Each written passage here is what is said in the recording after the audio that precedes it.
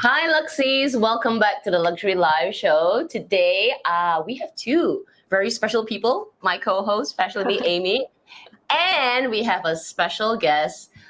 Lots of requests from all of you to bring her on, and she is here with us. So, without further ado, let me just bring our Dale's Addiction. Yay! Yay! Hi! Let me put you in the middle. Hi, Dale. Oh my gosh, all your fans are here already. Debbie, Hi, Grace, there's Luxury and Live in the middle. Thank you for joining us today. So maybe we'll let you do a little quick introduction of yourself. And then we'll get started. Because today, I think is the first time, every time we bring a guest on, we'll kind of have like a chit chat with you. We've got a bunch of questions. So if any of you have questions, please put them in the comment section, like the chat, and then we'll pull it over. Yeah, I'll put a ticker on how you should do it. So like type question marks in front, especially those of you who are new to this Luxury Live show. We are on a different platform, so it really helps us to see your questions. So yeah, just physically type question marks and then your actual remark, question, whatever. Yeah. Tell us a little bit of your channel, your handle, and all that. I'll link it down below as well.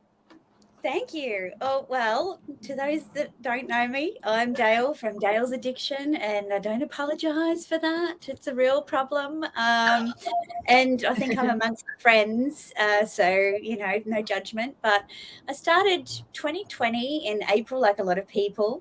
Work went a little bit quiet, and I'd been thinking about creating a YouTube channel for a little bit because I used to send people you guys videos when they were asking about bags. I'm like, watch this video, watch that video. And they're like, you should do this. You love bags and you'd be all right on YouTube. And I'm like, oh, I don't think so. And then, you practice enough times that you just throw it out there. And yeah, it's been fantastic. Like I used to hide my passion for handbags and just fashion, and I'd have piles of magazines, and people thought I was crazy for spending $10 on magazines, and now they think I'm crazy for spending thousands of dollars on handbags.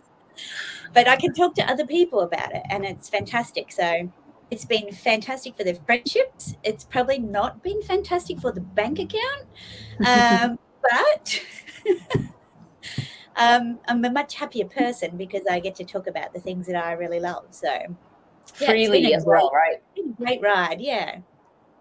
Fantastic. That's so awesome. Actually, Dale, how did you get started into luxury? Is it more of a recent thing, or has it always been? Yeah, tell us. I was thinking about that, Amy, because I'm like, wow, when? And I think it started out with magazines. So I used to buy every month. I would probably spend $50, and that would have been a lot of money back when I was buying them because I wasn't earning that much money.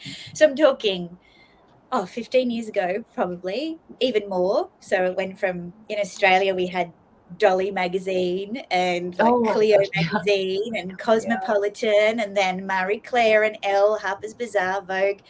So I used to buy those, and I would just flick through them and dog-ear the pages of all the things that I liked. And my budget would allow me to buy perfume and sunglasses. So I have like a big box of revolting designer sunglasses in here. You need them in Australia, though. Yeah, that's true. Very sunny there. Important. I'm not going to be wearing them ever again. I don't know why I kept them. I think maybe I've kept them because they were a big expense for me at the time. And even reading glasses, my first readers were Gucci frames. And I remember they were $800. And I wouldn't have had that money at the time, but I'm like, but they're Gucci, they're great. And so I think, it would have started maybe when I was like just approaching 20 years old, I'd say. Wow, that's quite a while ago. You started I think we all started with like magazines, because I think that's all the some TV, I guess, a little bit of watching movies. But with movies, you kind of like following the show. But with magazines, you really flip through. You take your time. And for me, I was like magazines with makeup. I was like, oh my gosh, that eyeshadow is so great, and that looks so great. And then the whole, you put the lipstick together. I was like, oh my gosh. Then from there, the bags. and the shoes and the clothes. I was like, oh my gosh, magazines are so bad. And you like you said, like put a little doggy ear there. You're like, okay, I'll come back to that. Yeah, the bags for me didn't start until around 29, I think. That's when I started to buy bags. And it was very, once a year kind of thing. That's when you would wear, I put a post on my Instagram the other day where you bought a bag and you wore that bag. Like you didn't have a selection of bags. Maybe you had some like event pieces, clutches, for going out or parties or weddings or whatever, but your daily bag was your daily. Whereas now I don't have a daily bag. Like I change every day. Totally understand. I think I was similar to you too. I was maybe just like a couple years earlier, I bought my first LV bag. And then it was like very far and in between every other bag. I think from my first Chanel bag and my next Chanel bag was like 10 years apart. It was kind of crazy like that. But yeah, magazines back then, because we didn't have internet. We didn't have internet until, for me, until maybe the last year of high school, we started getting internet, but it was like very slow, dial-up. And yeah, I think magazines for sure for me, but like it's also my high school. Everyone was so not competitive, but like you know how like girls are. They all a lot of them put makeup, and I never knew how to put makeup. So for me, it was always about the fashion, like dressing up. Oh, that's so cool. Dale, do you have some eye candy for us today? I don't know if you brought them, or you could just tell us. Can you show us your oldest and your newest bags? And if you have anything new, surprise for our audience. Well, look, we're 1 week too early because I could show you a lot of new things next week when the 25th anniversary of Fendi launches, but they won't send my bags until closer to launch date. So you're just going to have to stick with the one I bought like 2 weeks ago. But my oldest is this. Let me make you a little bigger. Hang on. Let me make you a little bigger. Is it patent leather? Let's do this. Okay. Cat's not important. Okay. This is an Epi Speedy 35. Oh, in ivory. This was my first luxury handbag that I bought from the boutique. Wow, that is beautiful. Who buys a white bag like this size? For the first bag. Yeah, and I bought the charms at the same time. Oh, wow. Yeah. So that's my first bag, and I wore this thing to death. I've actually got some photos somewhere showing how revolting it was when I retired it, and I sent it to a bag spa to be sparred. I was just gonna say it's in such good condition. Yeah, it wasn't. Okay. I mean, I used to travel with this. I lived in a mining town. Okay, so just imagine dust.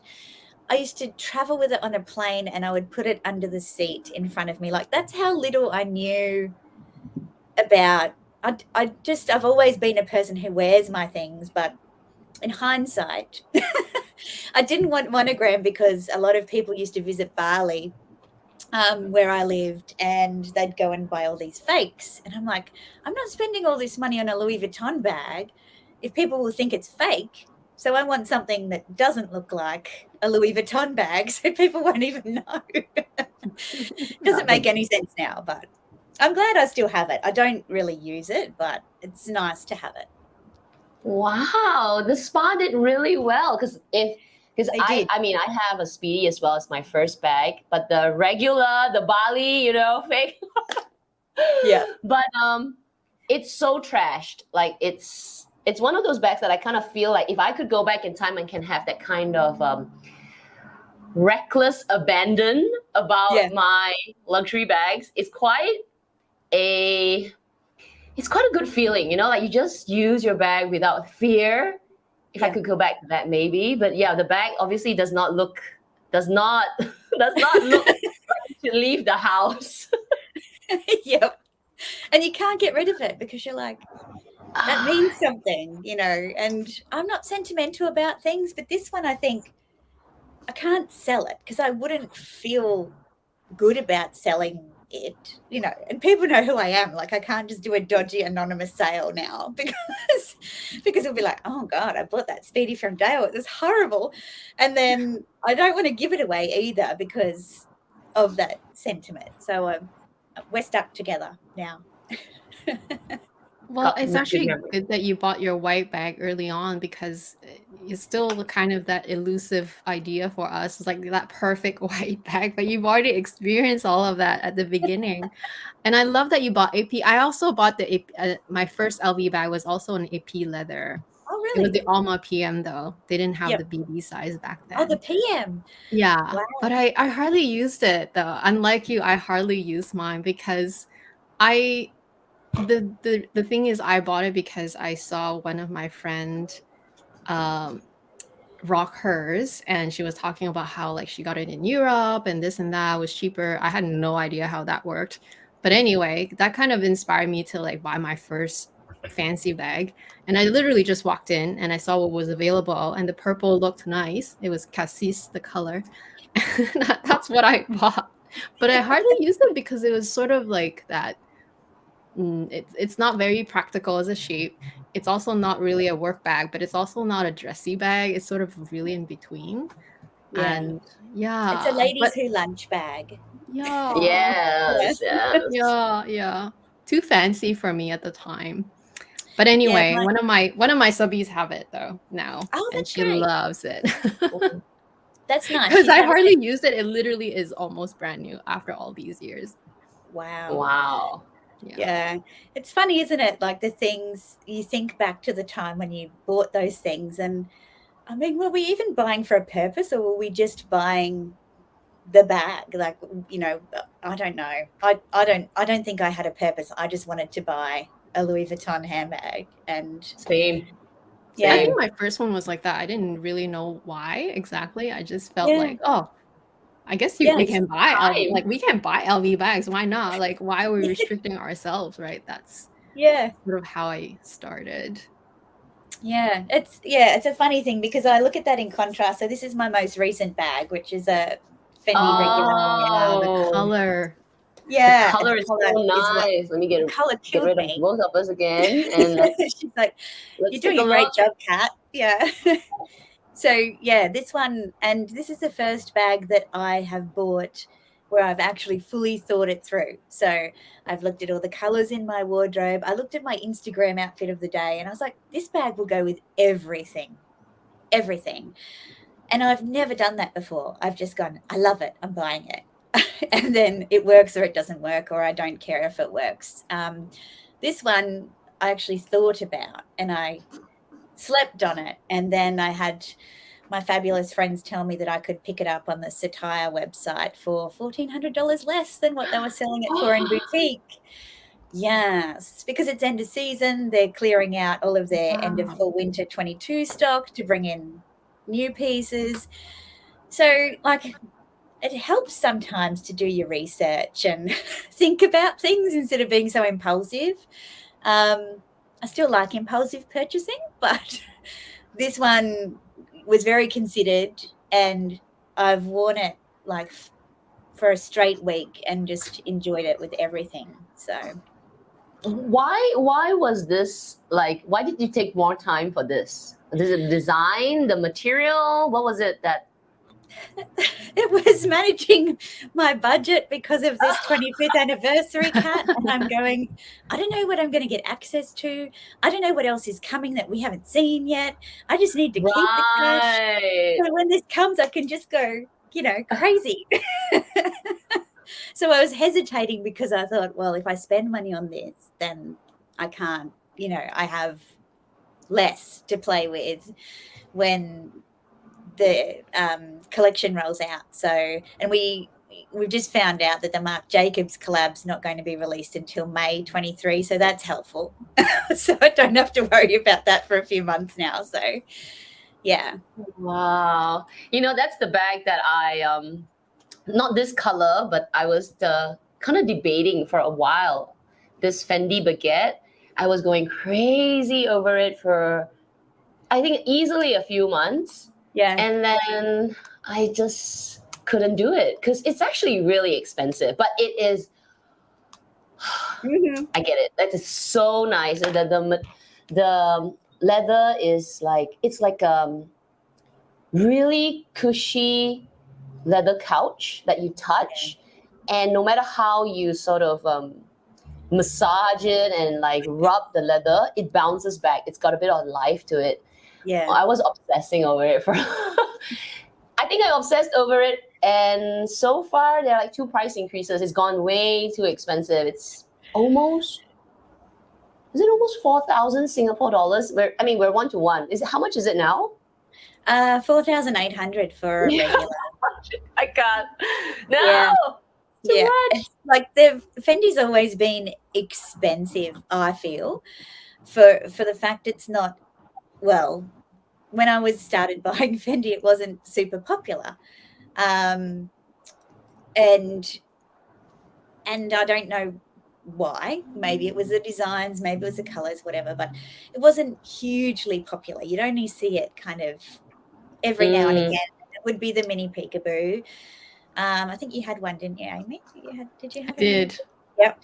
And yeah, you wouldn't see too many, but when I went into boutique and I was looking at the prices, because I was buying Louis Vuitton and I was buying Chanel, I was like, wow, these are expensive. Like, they're not, this is not the Prada of luxury, or, you know, it's not somewhere you go to get something cheaper.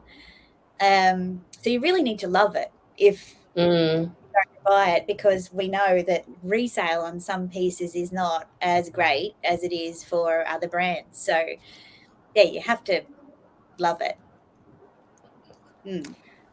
Dale, I'm so impressed that you bought yours at, how much did you say? 1,500 less? For 1,400. Yeah, I'm yeah. actually, Wow. my mouse is on another tab while I'm listening, checking out. Well, it's funny because as soon as I put that video out, I put a video out, I saved $1,400. And I've got a follow-up, like a first impressions of the bag. And I actually got it authenticated because a lot of people were concerned that it couldn't be authentic. So you have to watch that video and see what happens. But they put the price up by like $800 within a couple of days of that video going live. So there are people going, it's not that price anymore. What happened? So I don't know if the two were linked, or they've got some algorithm about, you know, the demand and then the price creeps up, or I don't know. I'm sure they do, because I notice that all the time on Farfetch. Like every time I would like do my haul and I would talk about it, and then I go back and check the price, sometimes because I want to buy it again, either for myself or for my mom, like another color or whatever. It's always gone up, especially with clothing. And then like sometimes it would only have one of each size.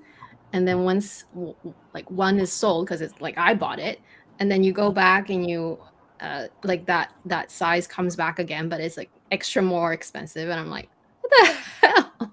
Yeah, it's not fair. They're good at winding us in. They're just like, I we just need you to know. take a little nibble, and then you'll come back for more, and then we'll get the money. Like, so I know, how annoying, isn't it? it is. Well, it's not always, but it's just sometimes. But actually, I'm gonna bring up this question from the floor, from Luxury and Life in the Middle. Dale, what do you think pulled you back into Fendi over and over? And that's also one of our questions, because it seems like Fendi is your favorite brand, isn't it? It is. Okay, so yeah. And hi, Lisa from Luxury and Life in the Middle. Lisa's got a new channel, so and she actually is a big Hermes lover, ladies. So if you check out her channel, but yeah, I think the Fendi thing for me, I just love. There's a few things. My first Fendi piece was this little pouch, right? And I always wanted a monster piece, because they were mainly in the men's collection.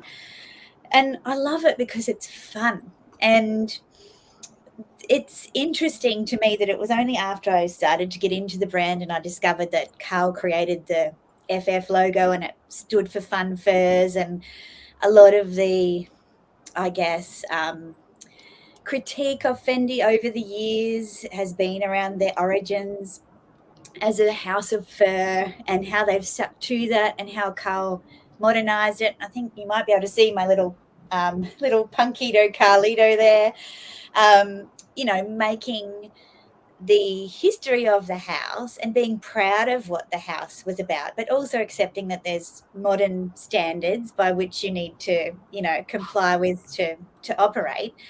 And they just push the envelope. Like every time the fabric's like, this is my bag of the day. This is a raffia Fendi first. No one's done anything like this. Like this is so unique. It is woven. It's they're going to do these in a made to order soon. And that is going to be just Wow. spectacular. So they keep pushing the envelope and they're made to order. Like I did the made to order with Fendi. No other house gives you as much creative freedom as they do. And because a lot of them are owned by LVMH, they'll say, Louis Vuitton will say, oh, when you do an exotics made to order with us, like we have parameters, and Dior are the same. I've done the Dior one. I didn't buy anything, but I've been through the process. Hermes, I'm aware on the special orders, there are still parameters that you need to comply with. But when I did the Fendi one, it was actually a little intimidating because you could do whatever you wanted, and there's a designer there from the Fendi Palazzo in Rome guiding you through the process, selecting the materials, everything. I don't know. I just think they're unapologetically bold. The women of Fendi are still in the business, even though the business was sold to LVMH. I really like that. They're still part of it. There's not too many brands that have the original family still involved. And they're crazy. Like I'm looking at this mohair baguette at the moment. It's mohair. It's got fleecy curls on it. And it's ridiculous. But I love it. And I'm like, let's just get this 25th anniversary over and done with because if that bag is still there, I want it, It makes no sense. I live in the subtropics, but I don't know. They keep just pulling me back in. It's really nice. Actually, Fendi bags are nice. It's the price, right? So because of the price, for me, it's sort of thinking like it's really a passion purchase because these bags, if you were to ever, we don't want to talk about resale. You should buy the bags that you love and use and every Yeah. But in the event that you do need to turn it over, that's the only thing I'm like, oh, why? They are good quality bags. They are well made, but yet they don't. They just don't garner that kind of resale power as compared to. Yeah. Obviously, Hermes, LV, even Dior is doing better now. Yeah. I don't know. I think it will change. Hopefully. Yeah, because Fendi's having a big moment, and it's an extended moment, So I feel like it's taken a long time for them to build this momentum. And everyone you talk to in Fendi, like at my event recently, the GM of Fendi, the head of visual merchandising, the head of marketing, we were all talking about, what's the future for Fendi in Australia? And they just said, it's going crazy. Currently, it's like maybe 7% of their entire market, but they're seeing exponential growth in Fendi worldwide, which is good for us here. So I think that will have an impact on the resale market. If I sold that purple sequin there, that would cover any loss for the rest of my collection because it's just crazy in demand, but that's not going anywhere. So, yeah. It's actually really nice. I managed to see that purple sequin bag when it launched. I was walking past and they had it in the display, only for display because it was, you can't buy it because it was sold out and all that. So I actually saw it and it's actually really well made. And all the sequins are different. Some are circles, some are like rectangles. And it's really nice. It is, and it's, I got mine. I walked into the boutique and the mannequin was holding it in the window, and I just refused to go near it because I thought that's just bad news. And my sales associate at the time, I said, "Oh, is that like the baguette that was in Sex and the City?" Because I wasn't watching YouTube. She's like, "Yeah." And she handed it to me, and like once it was in my hand, I was like, "Oh."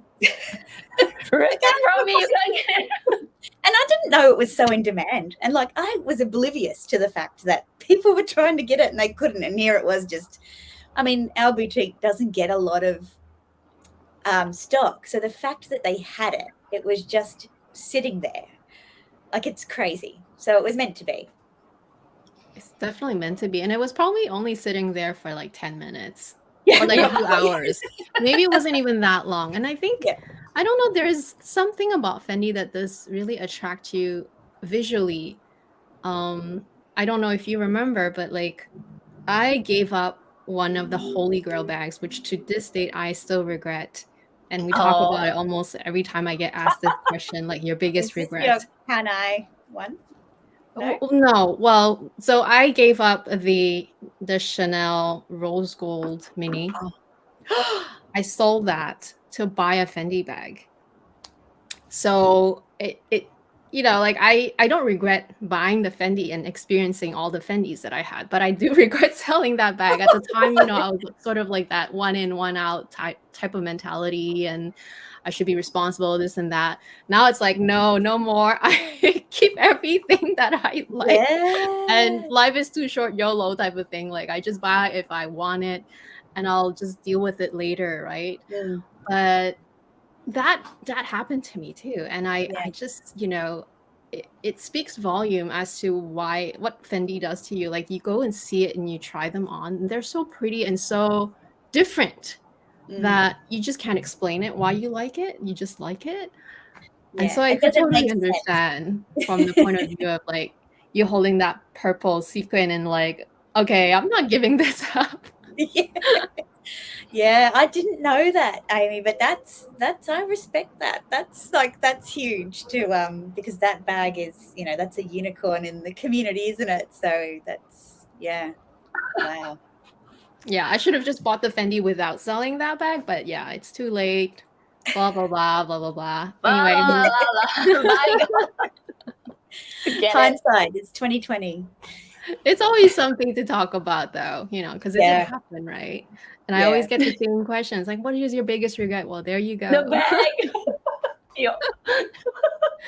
And speaking of, for you, what would be your best and worst purchase? I guess your worst regret for luxury purchase, or it could be bags or whatever. I mean, it's hard. I was watching with Autumn Beckman. She did a video about her best purchases, and like her whole channel is about luxury on a budget. But her best purchases were all really flamboyant things that made no sense. And like that kind of struck a chord with me because I thought, isn't that interesting? Like I know how sensible and considered she is, yet the things that she considers her best purchases were not her workhorse pieces or, the best bargains or whatever. But then when I was thinking about that question, like the most boring item in my collection came to mind, which is this little thing. Like this is I changed out of this into a canvas one, and I hated it. I'm like, it's just a little epi leather 6-ring key holder from Louis Vuitton, but honestly, I've never wanted to change out of it. I changed out of it because I thought it was irresponsible to own something and never use it. And I used it for a month and I hated it. And so I've gone back to this one, and I don't see myself ever changing. So in terms of like, if I could justify something as a best purchase, it would be this, hands down, which is, super boring. But I think the purple sequin was the best because that opened a whole new world for me in terms of going, you don't have to justify this. It doesn't have to be an everyday bag. It means something to you. You have some kind of connection to it, real or perceived. You feel amazing when you wear it. It makes you smile. Like, to me, that's what why we do it. I don't think it makes sense in any other way to say, oh, well, I needed a bag to carry my laptop, so I spent $10,000. Like, I feel like that's a bit, that's a hard one. But if you go, it makes me smile and it makes me happy when I use it, that's kind of a good thing. My worst ones I don't have because I've sold them. And they were bags I bought because of the hype. They were things I thought that I should have because I watched too much YouTube. And All been there all the time, keeps going. It's a never-ending journey. Yeah. So, things like classic flaps in all the sizes. I've got my jumbo still. I still love that because I think that's because of the oversized nature of it. I actually like that because I like things that look a little bit out of place. Bichette Matisse, Meredith will hate me for that. I've just seen her in the comments. But Matisse, like, I got wrapped up in the hype of that, and it just didn't work for me. And I actually lost money on Bichette Matisse because I bought it late and when all the demand had died down on the resale market. So they would be like my overall, in a broad category, things that you should have. I learned the hard way. I probably you recover your funds on those pieces most of the time because everyone wants them. But it does make you really question why you don't get along with it and what's wrong with you. Like, why don't I like it? Why isn't it working for me? I should like it if I really, want to be in this club. And then once you kind of figure out what your style is, it's easy then. I just look the other way now. Yeah, because I think I watched a video of yours. I swear I don't remember. It was quite a while ago, and you were talking about your style, and it definitely reflects on your bags. Because you were saying oh my gosh, I don't remember which video. It was quite a while ago. You were talking about how you would prefer to wear something that's more. It's just different. Like your choice of colors, you'll be the person in a different set of clothing, different shoes, and it definitely comes out in how you pick your bags.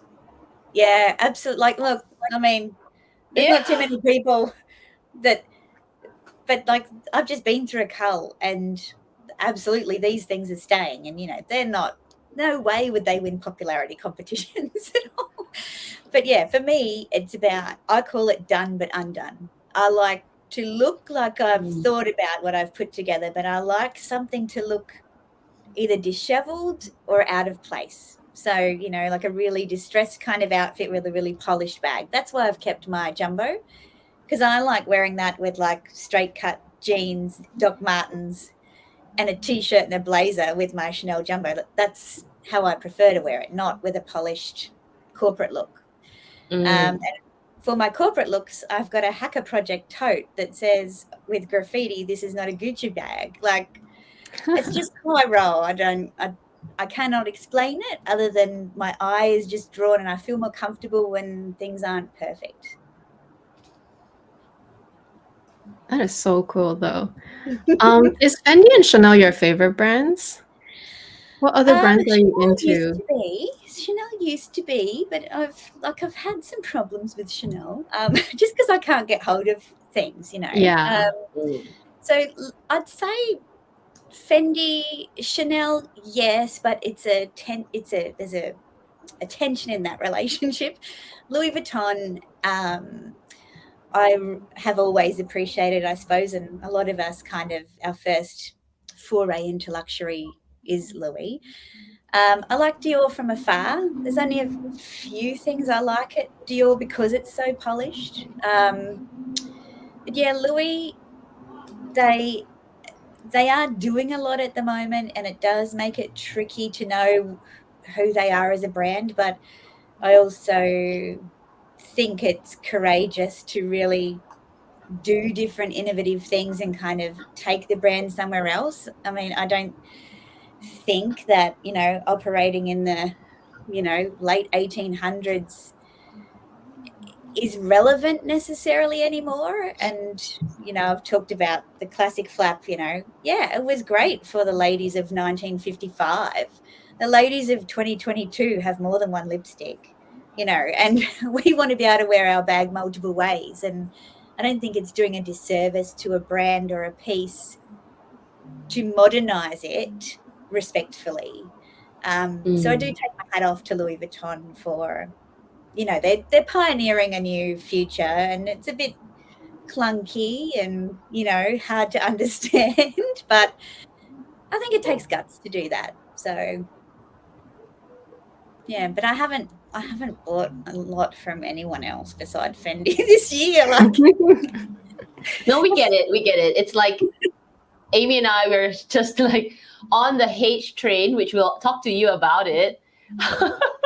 But we get it because I mean, this morning was just before the live started. I was, you asked me, what did I do this morning? I said, oh, it was so unproductive. I lied on the bed and I scrolled Instagram and YouTube, and I actually checked out LV. I actually went onto the LV site. I said, let's see, what do you have new today? I think I spent like 15 minutes on it, and I'm like, nah, that's it. Like, I mean, what you said about them being clunky is true. It's like they're trying to piece everything together and say, okay, let's try puffy Elmas, let's try giant LVs and monograms, and let's see what works. They're just throwing it out there. And I'm sure somebody will catch it, like somebody will like something of it. Yeah. But it's clunky. It's like all over the place. They're trying to do something, which after buying luxury for so long, it just seems messy. Like, what are you doing? Yeah. I think they'll get there. They'll get there in the end. But they're on a journey, and you guys know all about that.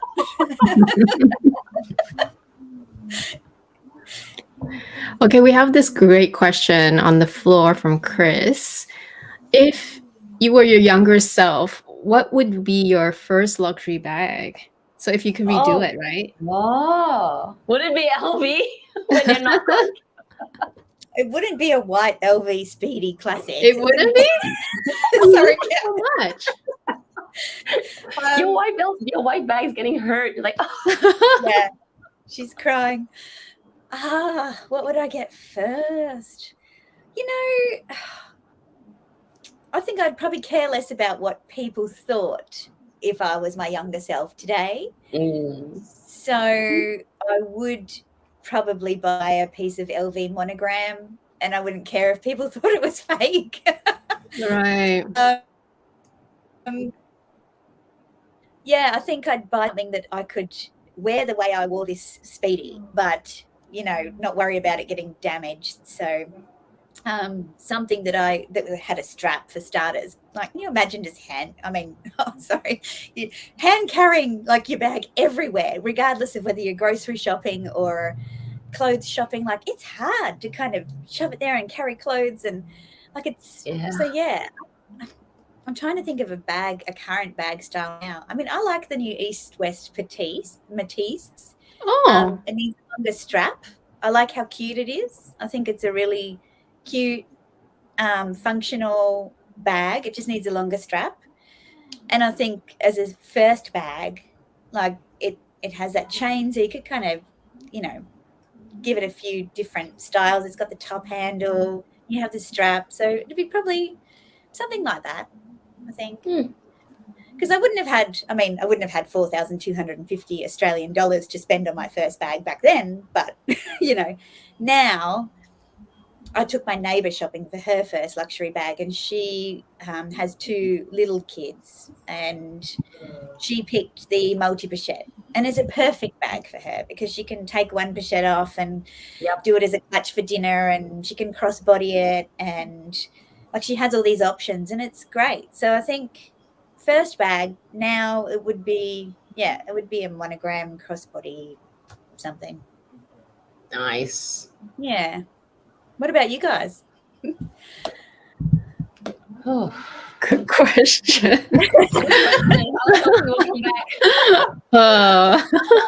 If I went back for me and I would be in the same kind of work, I was in like sort of corporate consulting. Maybe I think I would still have picked the Speedy 25, but if the Speedy 25 had the bandolier, which is what you said, I think would have been better because it was the original, right? Just the handle, the zip. If it had what it had today, like the zip that went down a little bit with the strap, I go for it again. Yeah, it was kind of like my bougie bag. Like everyone was carrying some black bag, and I'm like going, oh, brown with LV everywhere. Yeah. Yes. Flexing. I'll go with that. So yours is gonna be pretty similar, I feel. Yeah. But just with a strap. Loud bag. The girl with the louder bag. This because in when I started working, I was consulting, and then everybody's like you wear corporate clothes, right? We even had the HR do a town hall for all of us, like the newbies coming in, and said that this is what you wear. Like we had like a corporate uniform. Like they'll tell you, guys, please do not wear black shirts because you're not going clubbing. You wear white shirts, blue shirts. You had a dress code, and then for the girls or the ladies, black blazer, blouse, white blouse. We all look the same. Yeah. Like Men in Black. Yeah, and everyone will carry a black bag, and I'm the only one like, yeah, let's go. You didn't say I couldn't wear monogram. Exactly. So they were just talking about the clothes. Yeah. I think for me, it would be very hard to redo and pick anything else. Well, I would pick something else, yes, but it's just that the bags that I feel would work for me as my first bag if I could redo it didn't exist back then. So like, for example, I honestly think if, say, the Chanel 22 existed back then, it would be one of the perfect bags for me, because back then when I bought my first bag, I was so into the larger bags. But the reason why the Alma didn't work is because it was too structured and too elegant, and it's kind of in between everything. Like you said, I wouldn't take this to work, but at the same time, I don't need a luxury bag to go to work with. So I'm really just using those as my going out bag, right? So I feel like the 22 would have been the perfect kind of every scenario. Like if I just turn it around to take it to work, nobody would know. But I could still use it as a weekend bag, as my going out with girlfriends bag. And so I thought about it. I'm like, I don't know. But if I had to choose a bag that existed back then, I wish I went with the Never Full, because I feel like I would have worn the Never Full the heck out of it. And I would have started long, like way before, like years before I got my current one. Yeah. Because that's the kind of bag that I would have worn a lot on a daily basis. Yeah. That's why I love that you bought the Speedy 35, but you still used it a lot, right? In my head, the wasted opportunity was that I bought it. I loved it, of course, enough to buy it. Visually, I loved it, but I never wore it. So I felt like that was such a wasted, it's a waste of bag. It's a waste of opportunity. And also back then, I'm pretty sure the bag was well under $2,000. Like that's the kind of price it was too. So yeah. So the Never Full would have been $700. It would have been really inexpensive, and I would have worn a lot out of it. Yeah. And I thought that's kind of how I would redo it, I think. Yeah. Isn't that crazy? Like, imagine the size of the laptops we would have been carting around back then. Well, yeah, the laptops back then were very heavy too. Yeah, right? they were So No laptops yet. They were all the monitor. It was gigantic. Yeah, it was gigantic. So they would have been too heavy to use in a Never Full or a Speedy. But besides that, right, I would probably have my own laptop bag and then carry this bag if I were to really use it a lot. I think that's Yeah. I wish Oh, I did start with Chanel though. That's what I was did wish. laptops, but really big ones. Oh my god, you're bringing me back to like the good old days of the laptop being like a book. Yeah. Oh my god. Oh yeah. Yeah. Okay, shall we pull one more from the floor and then we'll go back to our questions? I Yes. see one. Back to Fendi. For the love of bags, glad to see you here. Which Fendi bag is your favorite? I think this should be pretty quick. Oh, actually, no. I'm not sure now. Which is at first I thought you might say the purple, but your Fendi first is pretty nice. It is pretty nice, but I do have a favorite. I'm just going to grab it. Okay. And this one it's a new favorite because of how I came to get it. And it's my Violetta Peekaboo in the Oh, ICU. Wow, And the I'm so color. to do this. It's my favorite because I got this bag through my subscribers, like helping me find it. It didn't come to the Asia Pacific, and it was very hard to find anywhere. And I put a call out on a video and said, this is my color. I'm in love with this bag. Can you help me find it? And so many people, I can see some of them here in the chats, like Michelle Crawford's here. They offered to buy the bag for me and then me send them the money and they send me the bag. And I ended up getting it in the New Bond Street Fendi through a woman named Sarah who reached out, never bought anything from Fendi, reached out on the chat on the Fendi website and said, hey, do you guys have this bag? They're like, we don't have it, but we can order it for you. She said, well, I have a friend that really wants it. Got the WhatsApp number. I messaged them. They did a web link order for me, a payment link, sent it to Amelia Rose in in Ireland because it had to go to a UK address, and then she DHL'd it to me. Oh So my gosh. it's my favorite because so many people were involved in making it happen. It's my favorite color, and it's so special that I wouldn't have it if it wasn't for the YouTubes. So it's really yeah. special. Wow. That's Yeah. a mission. Isn't it? That's Like, a it's just insane and so many people, like, time is something you just can't buy. And the fact that people took their own time to kind of call their essay or go to store. I had people in Tokyo and LA and Germany, like, just going, hey, I've asked my essay. They don't have one, but they can get you one. And I just think that's amazing. Like, who would have thought? I don't know. It was crazy. There's Michelle there. She said, what a mission. What a mission. Wow, that is so cool. Yeah. That is so special. That is really Yeah. so special. Yeah. So yes, that's my my favorite, and that's why I wore this one to the Fendi event because it was it's very iconic for me. So that handle, is it like extra special? It looks like this has got a Fendarchi wrappy on it. Oh, that's why. Okay. Yeah, I see. It matches really well.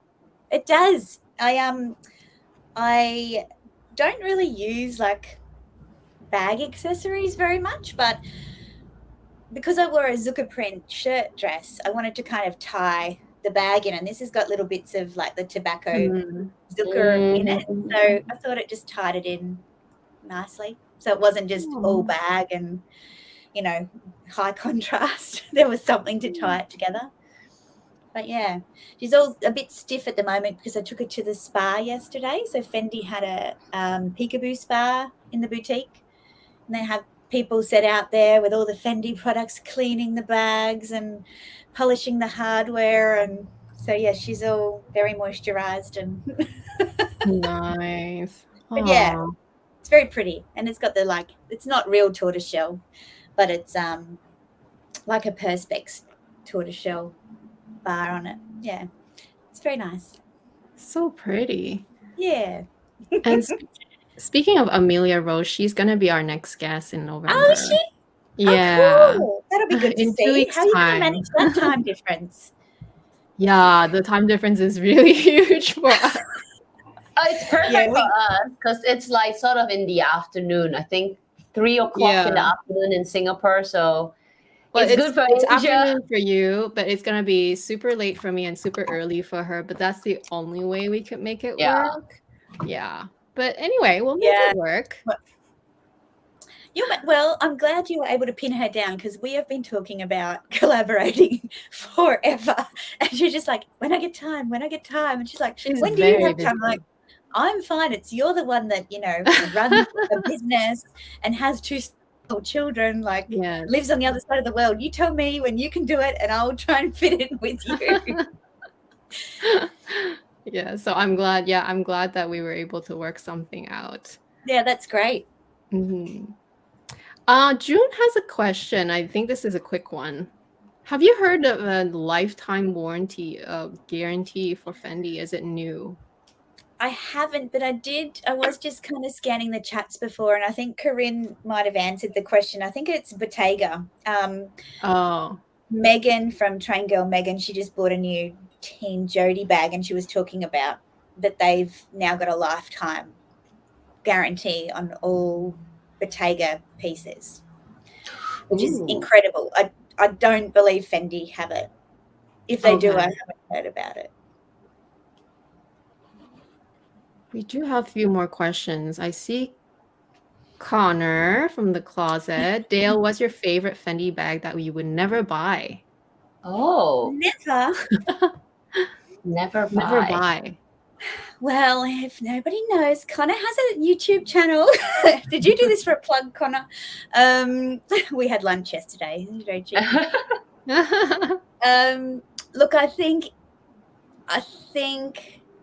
I love the Fendi Croco peekaboos, but I probably would never buy one because they're $50,000. So, yeah, I think they are. I love the peekaboo style. Actually, when I did my made to order, there was this beautiful blush pink matte crocodile. I see you in the small. It was divine. Like that would be a bag if I, had a bottomless pit of money. I would love to buy that bag, but yes, I will not be. Okay, let's see. Let's take one more and then we'll go back to our list of questions. Dale, what Fendi item do you wish you had purchased but did not? Is it something you would look on the pre-love market? Okay. Hi, Amy. Amy's got a YouTube channel too, people. She's very new, so go check her out. She's celebrating 200 subscribers soon. Wow. No, I don't have bag regrets. Like it's often a question you get asked in a Q&A, what's the one that got away? Or I guess I see it as quite a fickle thing. It's not life or death. And so for me, once it's gone, there's just going to be something else. Like I feel like it's that, for me, it's that simple. I just move on, so there's something else coming. And there's only one bag that I kind of was like, oh, darn it.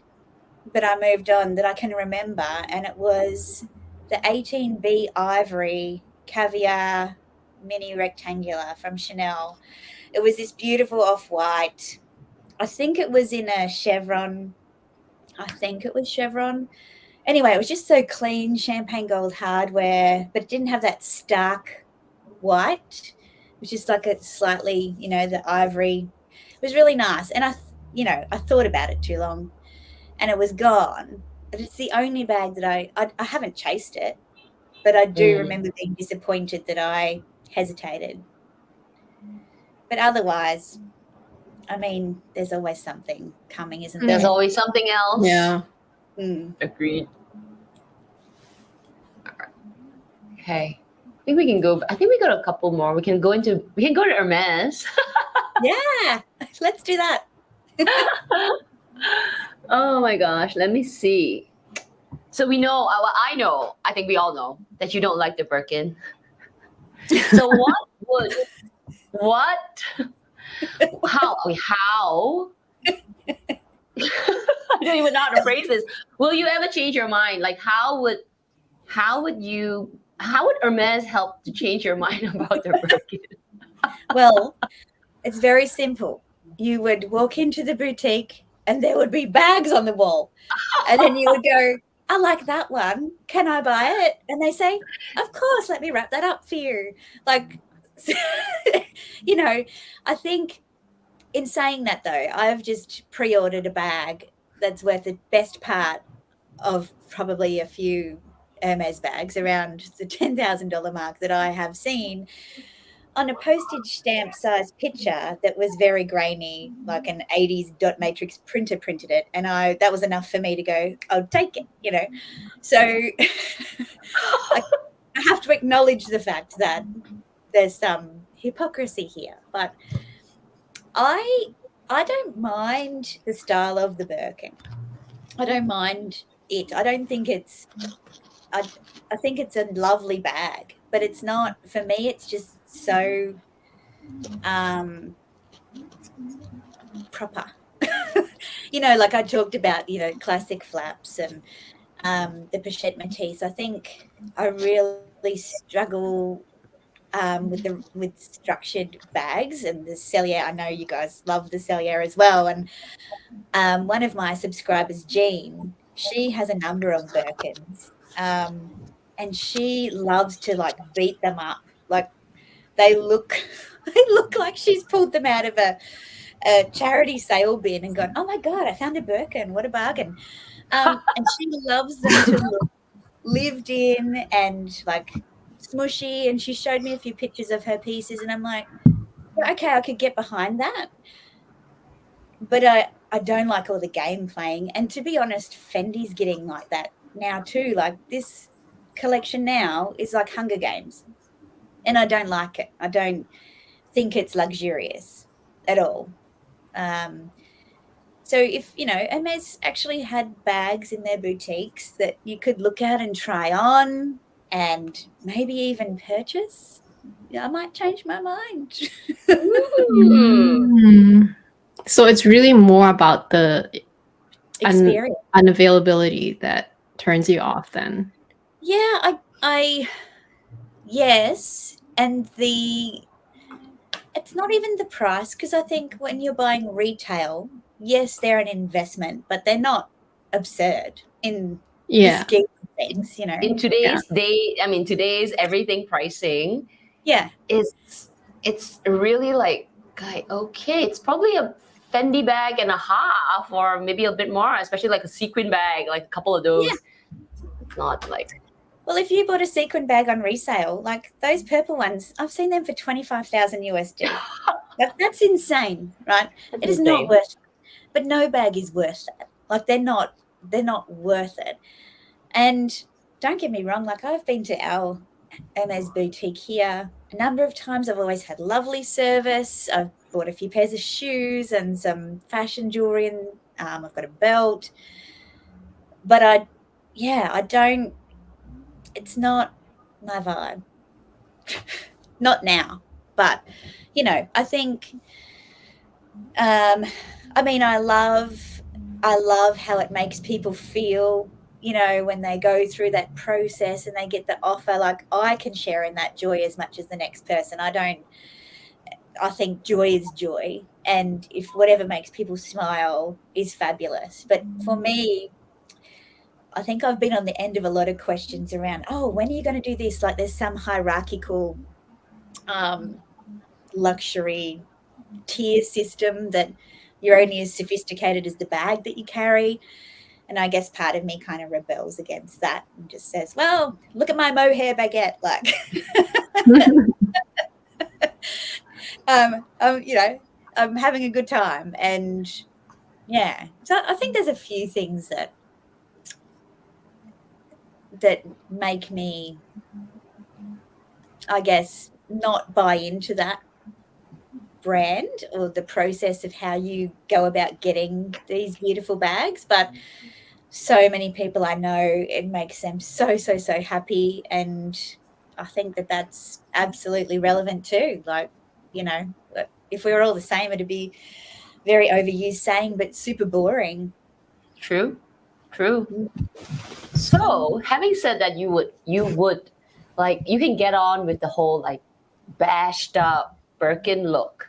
So I'm Yeah. gonna pull this question because I do like the look. It's just that would I buy a brand new bag from Hermes and bash it up? Maybe not, but I would really consider this. Would you? Like, you buy a pre-loved Birkin, size 30, 35. It's just, worn like how Jane Birkin wears her bag. No. Just because there's other things that I want, at the moment. Like, it's the same question for me about what's your ultimate dream bag. I don't know. I don't know if it's even been made yet. Like, I've done an MTO where I could do anything I wanted. I don't even know if that's my dream bag. Like, it's like on the night I was, feeling good, had a few glasses of champagne, and I designed a bag. And I just don't know. I don't even know what the next collection is going to bring. You see some of it on the runway. You don't see a lot of it. And it just comes out of nowhere. So I know that I'm more inclined to go with what's coming than kind of put something out there and then look for it. Because when I've done that in the past, I did it for the wrong reasons. I did it because I thought I should. And the classic lap story, keeps coming up. Like, I've tried every size and bought them and like, okay, now I've got a classic lap, woohoo. And they just weren't for me. And I feel like the Birkin and the Kelly are the same.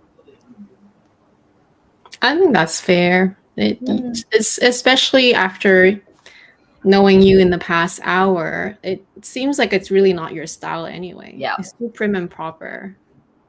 And if classic tops didn't work for you, then Birkins and Kellys probably are even more. And I think, there will be a day that will come one day, maybe I'm still on YouTube or not. And, how funny would it be? Like, I'm eating waiting for the day.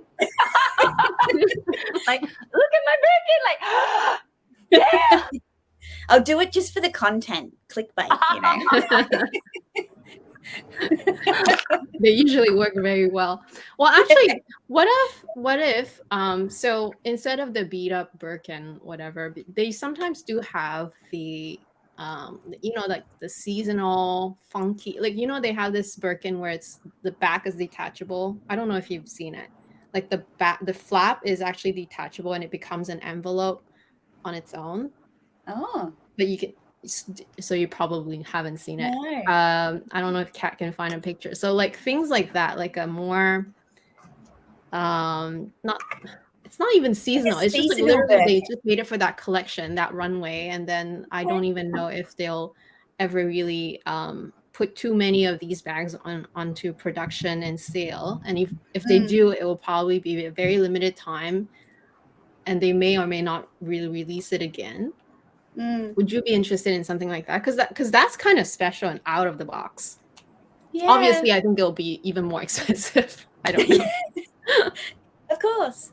I mean, how would you get one to start with? I don't. You can't, I suppose. But let's just say it was. Hang on. This is the one.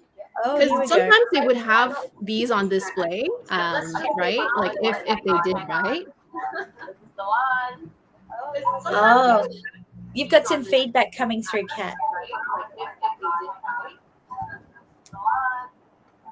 Oh, you've got some feedback coming through, Kat. Oh, me? Yeah. I think we might have been playing on your web browser, and then we were coming through. Yeah, both. Yeah, there's some feedback, but I don't think it was on my side. Yeah, I think it came through the web browser. But yeah, I saw the bag. Can you still share the photo, Kat? Not sure. Bear with us, please.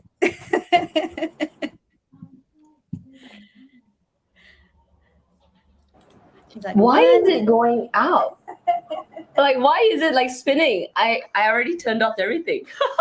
Oh. Why is it going out? Yeah, it's happening again. Like spinning. I already turned off everything. Oh, so weird. It's happening again.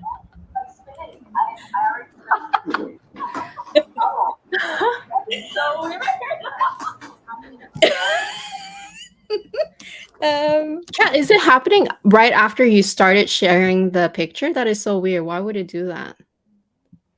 I wonder if you should go out and come back in then. That way it should clear any cache or that never happened in the past. That is so weird. So weird. But no, I wouldn't buy that. Fair enough. No, I think, I'll never say never, but yeah, it's just not on my radar. And I watch a lot of YouTube. No, I think I'm gonna leave Yeah. and see if that helps. Yeah, I think you can leave and come back and see. Because right now it's not working out. See if that helps. Oh, there we go.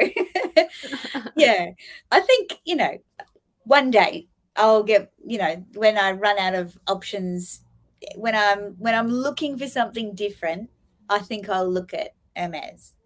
But at the moment, I'm very firmly planted like a pig in mud where I am. Very happy. No, that's fair. For me, it's not that I've ever been against Hermes. I just always had this idea that, it must be even more expensive than Chanel because it's Hermes. So I never even I don't even know anything about it, but then I just made this assumption that I shouldn't even go there, and that was the main reason. Yeah, That is the strangest inception ever. wasn't it? Actually, I closed everything because I shared it and I pulled it out. And then I closed everything, but it was just repeating. That is the weirdest. This is the first time. This is the first time, yeah. It never happened before. I'm glad. I've let the gremlins in. Connor's just reminded me that I liked the Pegasus her bag. And I didn't say that I liked it. I said it was the most interesting bag that I had seen. Like, it was so, on first thought, a first glance, it looked like a unicorn, not a Pegasus. And I was like, oh, this is very playful for Hermes. But yes.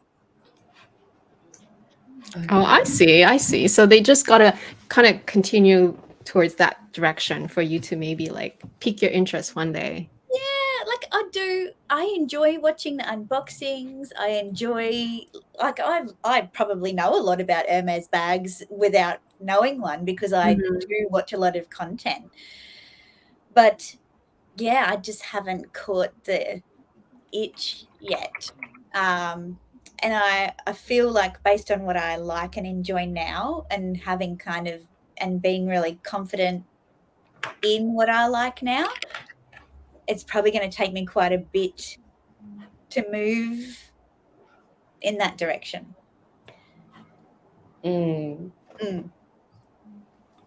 I know that you said that you don't even know what your ideal handbag is, but if you could just imagine your ideal handbag collection, how would it look like? What would it be? It doesn't have to be what you have now. It could be stuff that you have now plus stuff that you don't have now. Look, a part of me, when you think about a question like this, you go, oh, if money was no option, right? But I actually feel like constraints are helpful. They help you to make better decisions. It's like when you renovate a house, you've got to be more creative. You think about things differently because you've got constraints in place versus you start from scratch. You can do whatever you want. There's so many choices. It's overwhelming, and you can make a lot of mistakes just by being very flippant. So I won't say if money was no option. I'd say if everything was exactly the same today and I had the same disposable income, my dream collection, I'd probably have more Chanel in my collection, to be honest, because I'd be able to get it. It's very difficult to get pieces here. You could buy a lot of handbags in a year from Chanel, but that will not put you anywhere near a VIP list, as we know. You've got to be buying ready to wear. to be given first preference. And I got my heart back. I don't even go to the Chanel boutique anymore. I go to a luxury consignor and I say, this collection is coming. This is what I'm interested in. When you get some information or footage, prices, I'm interested. And then I'll decide whether or not to go ahead and ask them to source for me, or I'm not interested. So I have bought, my last boutique piece was a beige wok, and guess where that is now? Gone. So, because why? Because I thought I needed a beige bag, and I never used it. I used that Gucci wicker bag instead, because that's kind of the same color palette, but it's more me.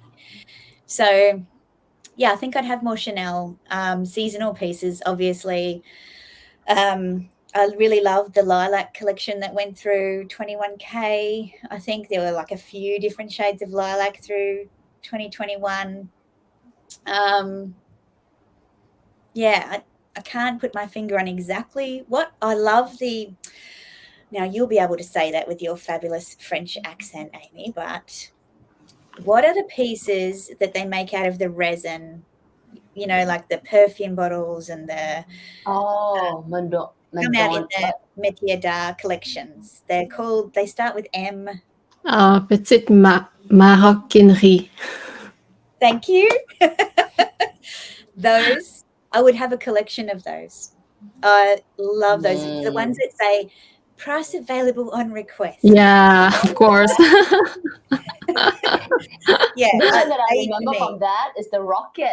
There was one rocket. Yeah, the rocket, the scarab beetle, the bird cage. Wow. Yeah. I'd probably have more really eclectic pieces like that. In the current, was it the current? Yeah, it's the current collection. They have those cage stars and cage hearts. Did you like those? Wow. I haven't seen them. You haven't? Oh, it's on the runway, but it's like, it passes by 1 second, like the model. It passed by 1 second. You really have to stop and look at it. I will look it up. You guys don't remember? Okay. I remember the bird cage. There was a cage and like that, but I don't remember seeing that. Yeah, I'll have to look it up, because they always come up on my, if I'm going to answer that question, they are always the pieces that I look to. So I'd probably have at least one of those, but more Chanel seasonal pieces. I love how playful they are, the colors, but to get hold of them, it's just really tricky. So, yeah. What would it be for you, Kat? I'm just curious. For me, if I like, what's missing in my collection? Like, I don't know. What's missing? Don't you have it all? She's like, how do I say this humbly? No, what I mean is, like, there's so many things I want. What do I want to pick? Like, I don't mind having a Himalayan Birkin. Wow. If money was like money's not a problem. Yeah, why not? Yeah. I'll get a couple of those. Yeah. What about you? Me, it's pretty new though. What I like, obviously I'm on this H train, and I started off thinking that, I just want one Birkin and one Kelly, and then of course now I've already moved on to like wanting more and more bags. They're not necessarily all quota bags, but like I actually want a lot of their non-quota bags too, for me to feel. And I actually want color, like not black now. I feel like that's what's missing in my collection, and that could be Hermes or Chanel. I just want to re-add more non-black bags, and that becomes sort of that never-ending cycle, right? Because like I might end up adding what I think is missing, and then I'd be feeling overwhelmed again because it's too many bags, and then I would re-edit. And how do you re-edit something that is already perfect? You can't. So I would say for now I'm just lacking more colors, because my black bag collection looks quite good, and I probably cannot edit it further. Yeah, I think so. Yeah, I'm definitely missing the Kellys, the Kelly minis, and the Lindy's. You know, those type of things, like the quota and non-quota bags, and more color from Chanel, maybe. Mm. And I'm trying to look for that picture. Why is it that I don't see it? Maybe I'm remembering wrong. Okay, Maybe while it's you look, let me pull this question from VV812. I'm tempted to buy a pre-loved mini peekaboo, black Napa leather, as the price is much better than retail. Do you ladies think that Napa leather version is a bit dated? Can it be an everyday bag? Ooh. Wait, Napa leather, isn't that the... Is that lambskin? So That's this like is a the soft. Celeria. Yeah. Wait, Celeria is calfskin. Yes. And they have the external. So is this like... That's like a cellier. Yes. Yeah.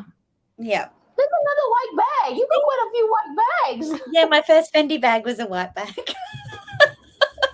I know, it's crazy. But the Napa leather one, it doesn't have the pebbling, so it's smooth. Grains. They also don't have feet, which is kind of important to know. I don't know why they're exactly the same bag, but Napa does not have feet. Unless it's a seasonal bag, sometimes they have feet. Do we think it's dated? I mean, compared to current Fendi peekaboos coming out, probably. Like, I haven't seen them release a Napa leather peekaboo, like a new one that I've noticed for a bit. The ICUs are kind of taking over now. But if you don't care about what's trendy, if you genuinely love the bag, why not? Yeah. So do you think it's better to buy... Oh, no. Yeah, better is dated. Okay. Better to buy in retail or pre-loved? I always prefer retail just because for me, luxury is the whole thing. It's the experience. Like, that's why I'm not enjoying the Fendi shop at the moment, because it's all watch the runway, do the pre-order, get the thumbnail pictures, pay a deposit, and then it gets sent to me. Like, I don't get to go into the store and try it on, and it's not about a glass of champagne. Like, it's LVMH. They have champagne. Like, it's not special. That's like water for them. But it's the whole experience of taking the time for yourself, taking that moment, making an informed decision, making it a special thing. It's not every day that you do that. And for me, that's my preference. But I know there's a lot of people who go, I don't care about any of that. I can save $1,400, you know, like I did with my no frills satire experience. And that's what it was. I said it was no frills. It came in a dust bag in a brown box with stuffing around it. That's not how I want to buy luxury.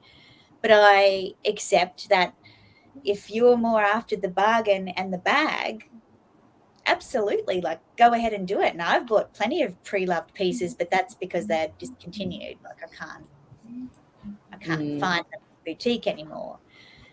So it's definitely an experience, especially if you do it for the first time, right? Because I will always remember walking into the store totally like wide-eyed, like, oh my gosh, and then you get somebody greet you at the store. It's not a H&M, you know? It's something that you'll remember. So I agree. Like, the new way of buying luxury, where Chanel's definitely one of them. It's the chase. It's the...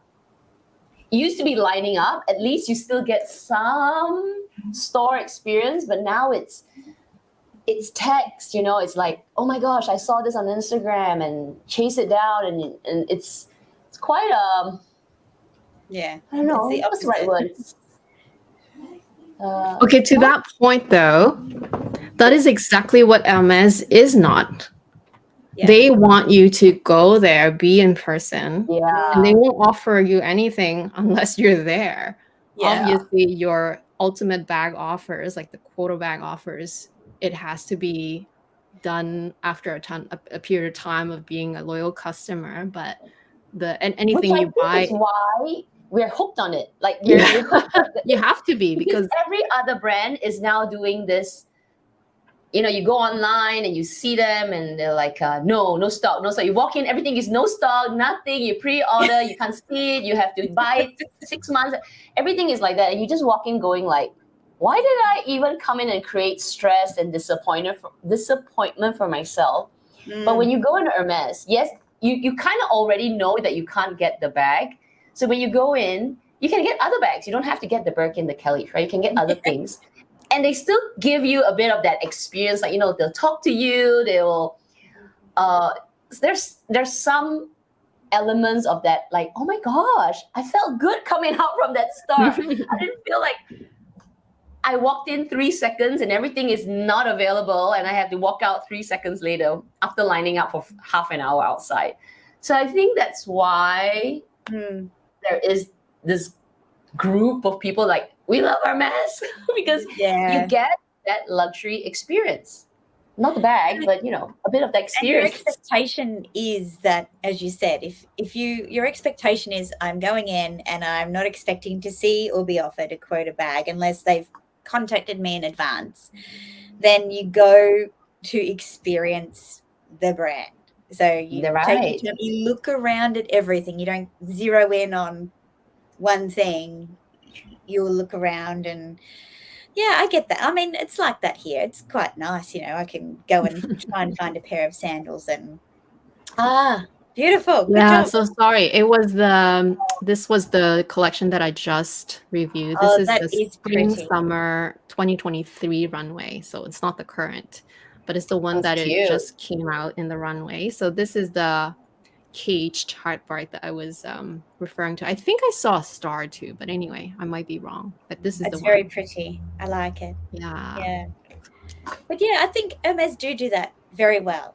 I think that's, you don't feel like you're taking up time. Well, I've never felt like that. Yeah, you don't feel like you're taking up some of the SA's time when you walk into other like LV or Fendi. Not really. Actually, Fendi still keeps that.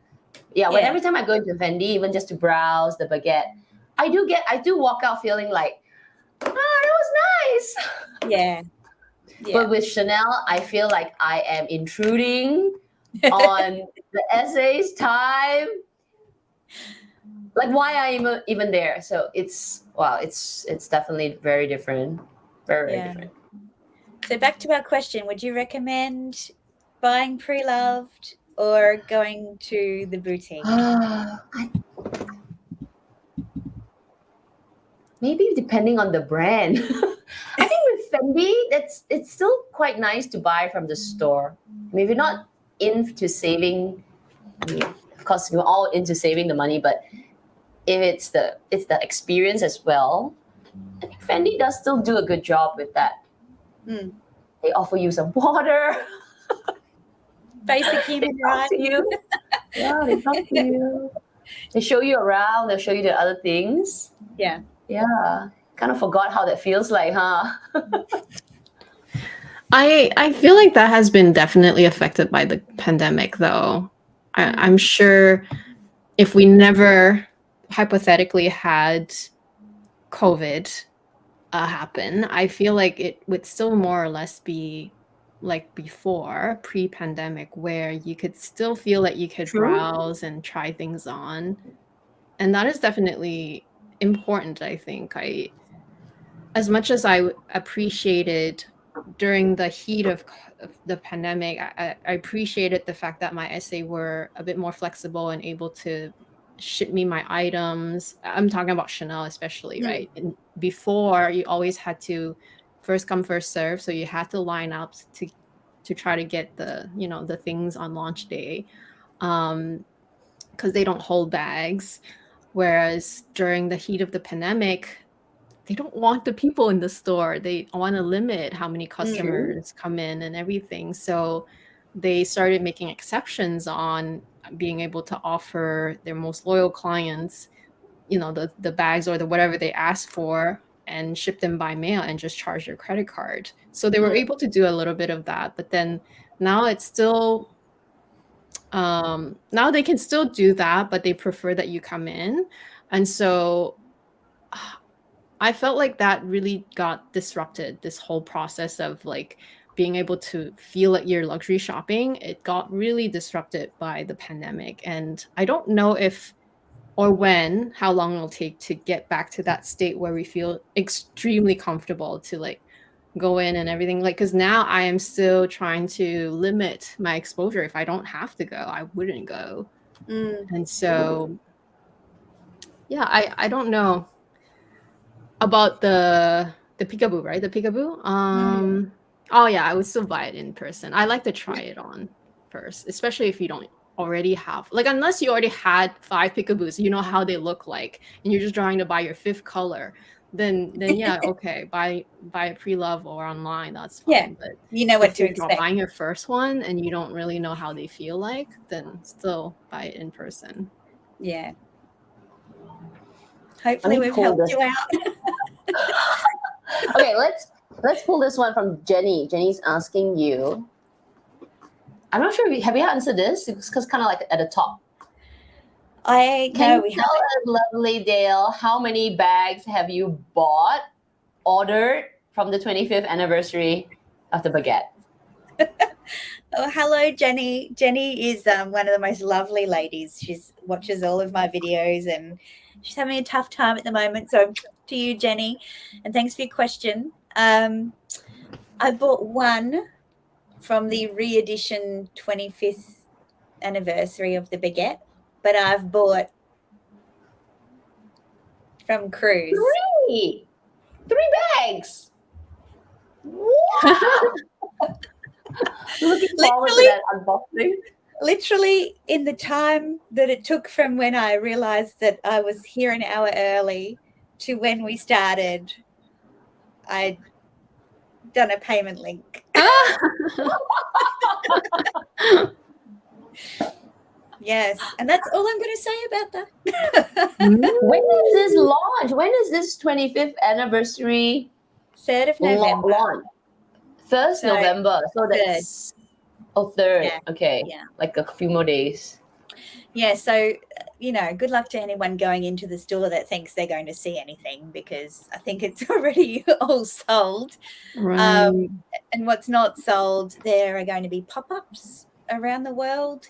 But I know, like, the Australian pop-up is in Melbourne in Chadstone Shopping Centre at Melbourne's local. And it's not till the 15th of November, like nearly 2 weeks after launch. I'm like, how does that make sense? I don't know. So, yeah, I'm thinking that a lot of people that I'm talking to around the world are either starting to get their pieces sent to them, and it's on the down low, don't post anything until the 3rd. I'm trying to get mine for the 3rd because mine aren't in Brisbane, so they're got to be sent to me. So I'm hoping that they'll be sent before the 3rd, so I get them around launch. But actually, this morning I had one of my subscribers, Kendrea. She suggested for all the people that don't have YouTube that they could send me a DM video of them unboxing their piece, and then we could put it all together in one big collaboration unboxing video. Wow. That's a great idea. Yeah, That's a great idea. We're going to do that. I mean, I've put the invitation out there. If 3 people reply, it'll be a very short video, but if there'll be those 3 people, and then there'll be me and my 4 bags. But yeah, I think it's such a good idea that, people can kind of share something that they've picked out. They want to share it somewhat anonymously, but you get to see all of the pieces being revealed, and they don't have to, put their face on the camera or anything, just a little reveal shot. Yeah, exactly. Yep. So we'll see how that goes. Wow, 3 bags. I'm looking for, that makes, okay, now it makes sense, because I thought the universe was listening to our luxury live show, because just about 4 days ago, out of the blue, because like I said, I have visited the Fendi store. Out of the blue, my Fendi the only Fendi SA that I have spoken to messages me and say that, hi Kat, long time no see. Our store is something refurbished, da da da da da. Would you like to come down and check out the store? And I was like, ooh, Fendi, and I've got a Fendi guest coming. I'm like, the universe is listening to our live show. And now it makes sense because there is this huge launch that's coming up. They're probably reaching out to all the, potential customers, contacts, and all. Okay. Yeah, it's yeah. I mean, it's equal parts exciting and frustrating and not luxurious. But I think once we get the bags in our hot little hands, we'll be like, whatever, this is amazing. So, yeah. Nice. Besides bags, what are your favorite luxury pieces? Your other favorite luxury pieces?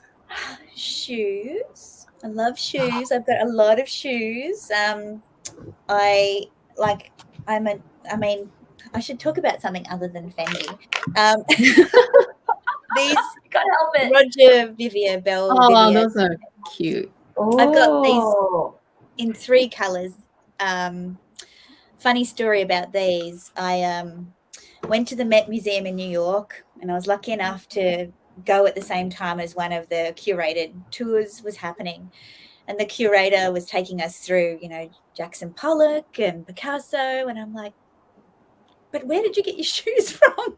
And they were just glorious. And so I found them when I went to Paris, and I bought a couple of pairs. I've literally had to retire my baby pink ones because I got a quote to have them refurbished, and it was the same price as a pair of shoes. So seasonal color. So it's going to be hard for me to find them again, but I will wait. They're worth it. You can just wear them with jeans and dresses and to work, and they work for everything and super comfy. So yeah, I love shoes. I've got a lot of shoes. I'm sitting next to my shoes here. Here's a Fendi plug. These Colibri 65 centimeter heel, unbelievable. Like the pandemic killed my feet tolerance for heels. So I still wear them, but they really hurt. Fashion is pain. But these are like wearing slippers, and they look so good. So I'm hoping that Fendi will bring more styles, more seasonal releases of the Colibri in the 65 centimeter, because I have the 65 millimeter. 85. Yeah, I have the 8.5 centimeter one, and it's it hurts after a bit. 6. Oh my gosh. They would be high shoes, wouldn't they, Zoe? That's crazy. But yeah, shoes, bags. I've started to get into ready to wear. I felt like ready to wear was a whole new, I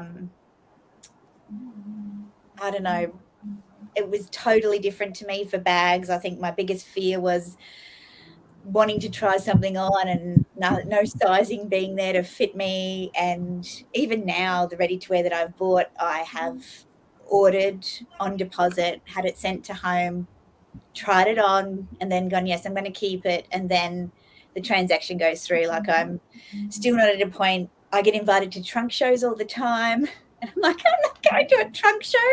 Like, your sizes are going to be, Australian size 6, or, which would be like a US size 0. Like, there's nothing there for me. Why would I go to the trunk show and like mortify myself? Like, oh no, try this. And I'm like, yeah, that's not going to happen. So I've got a couple of ready to wear pieces from Fendi, a shirt, dress, and a blazer. I would like more ready to wear, but I just don't have the confidence around. I don't want to have to pre-order something 2 seasons in advance, guess my size, because they're not consistent, depending on the fabric and the make of the garment. it's just a bit hard. Yeah. Do you I like like- jewelry? Do you? I mean, I've gotten into jewelry from bags. I never really bought shoes. I went from bags to jewelry, and I was like, Yeah. this is a whole new different world for like luxury jewelry is. Oh man, It it's is. expensive.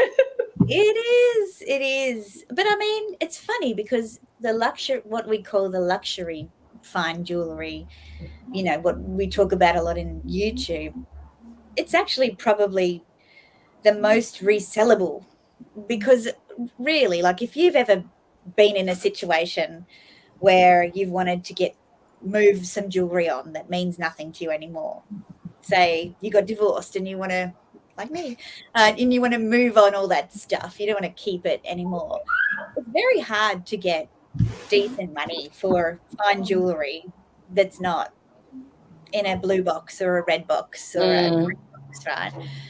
But I love fine jewelry, but I haven't got into the luxury fine jewelry. So I buy a lot from an Australian jewelry designer called Stefano Canturi, and he does it's kind of deco inspired baguette and carré cut pieces in a cubism arrangement. I don't know if you'll see the detail, but like, this was my first piece. I don't know if you can see that. Very nice. Yeah, and these are all Canturi as well. And this, my new engagement ring, that's Canturi as well. Oh, pretty.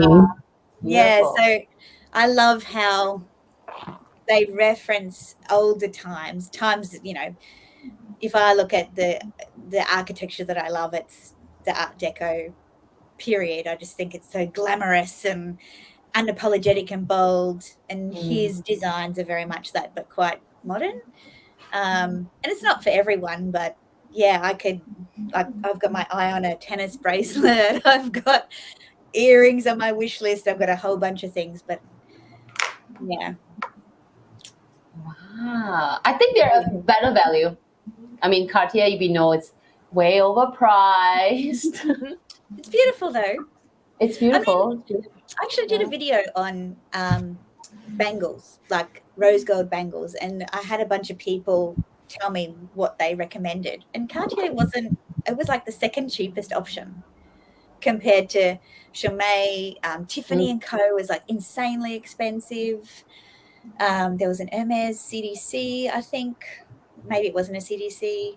Anyway, the gold one that has like the little diamond, the little bit and the little circle thing. Yeah, that is a CDC. It is, yep. Yeah.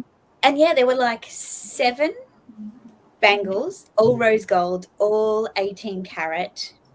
I tried not to get any with stones in so that they were consistent. And Cartier was the second cheapest. So, look, I think it depends what you're after, I suppose. The aesthetic, the experience, like, we could all go and buy a handbag from downtown Florence and it wouldn't cost us $10,000 and it would do the same job. But we go, no, I don't want that bag. I want a Birkin, or I want a baguette, or whatever. I think jewelry is the same. Like, there's a reason you want what you want. So I think it's okay.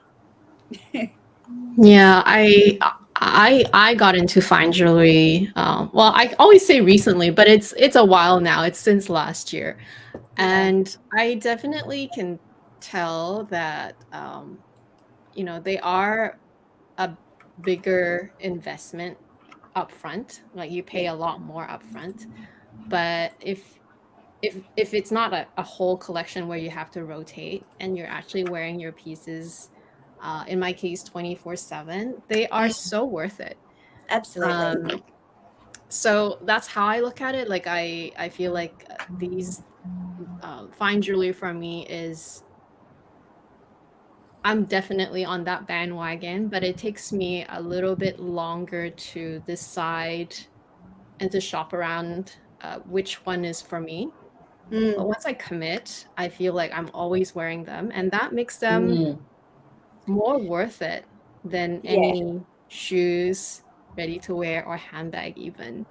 Yeah. It's very interesting. But you know, I am also aware that there are people out there that do buy more than just one piece and they have to rotate them. So in that Yeah. case, it's more similar to how my handbags are, because you have to rotate them, you don't get to wear them every day. But yeah, for me, fine jewelry has been a very positive experience and really worthwhile so far, even though they are more of a bigger, like a chunk of money, right? Same with if you buy any Chanel, Fendi, Hermes bags, they're big investments, right? But yeah, fine jewelry has been really rewarding so far for me. So It is, but you know, I see you're still wearing your Chanel oh, earrings. earrings are different. I always rotate my earrings. She loves Yes. those big earrings. I love my fashion jewelry earrings. I love my Chanel fashion jewelry. Like, I would never say to someone, "Don't buy it." I'm like, oh, for sure, it's yeah. amazing. It Yeah. just there's nothing. If you were going to buy the equivalent of fashion jewelry pieces in fine jewelry, like, none of us would have any money for bags. Like, it's, you know, it's significant. Like, you're looking at boogery, big chandelier, gemstone kind of things. And yes, you pay a bit at Chanel for fashion jewelry, but it's so fun. And it's just, yeah, I would never give up my fashion jewelry, even though. Oh, and you shouldn't. Yeah. Yeah, for sure. Chanel does, to me, in my opinion, the best fashion, the Yeah. best costume jewelry, Yeah. just hands down. Especially, well, everything.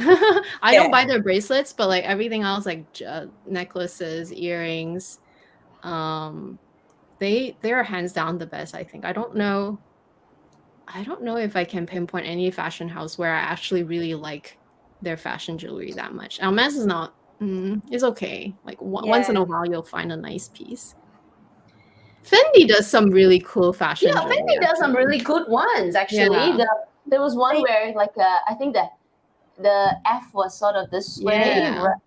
It was nice. Yeah, they're very gold centric, and I wear a lot of like white gold and platinum. So for me, yeah, I find like, and that's why I don't buy. I love Dior fashion costume jewelry as well, but it's very gold. And Chanel gives me options because there's often a ruthenium version or a silver version and a gold, or it's a champagne gold, not a really yellow gold. So Chanel's more wearable, I find. Yeah, that's true. That's true. Oh, actually, we've got 15 minutes. I'm going to ask the last one more question thing from our list. Okay, this one. Since you've been buying luxury for quite a while, Dale, can you give some tips or advice to someone starting out a luxury collection? Ooh, well, it's probably, they're very cliched tips, but if you have your eye on something, don't settle for an instead of purchase. Like, it will take you twice as long to get what you actually wanted, and then you'll have something that you need to move on. And selling things is a drag. It's not easy. It's not as easy as putting a Facebook listing up or selling it on Instagram. It's hard.